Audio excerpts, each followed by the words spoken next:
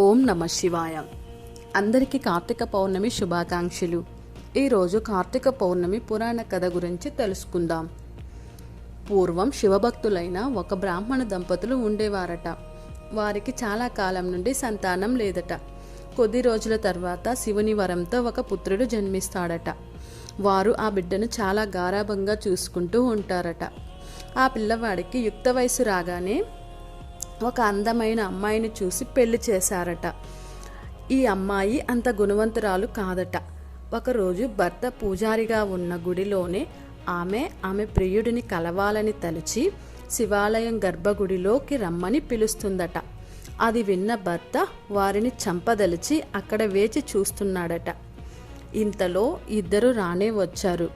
వారికి అక్కడ చీకటిగా ఉండడంతో ఆమె చీరను చింపి నూనెలో ముంచి మంట వెలిగిస్తుందట. వారిరువురిని చూసిన భర్త కత్తితో ఇద్దరిని పొడిచి తను కూడా అదే కత్తితో పొడుచుకొని చనిపోతాడట.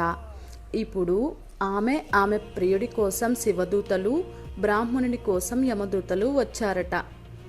అప్పుడు ఆ బ్రాహ్మణుడు, ఈశ్వర, ఇదేమిటయ్యా, ఇంత పాపం చేసిన వాళ్ళ కోసం శివదూతలను, నా కోసమేమో యమదూతల్ని పంపావు అని అడుగగా, ఓ బ్రాహ్మణ, వారు పాపాత్ములే అయినా కార్తీక పౌర్ణమి రోజు నా ప్రాంగణంలో దీపం వెలిగించారు.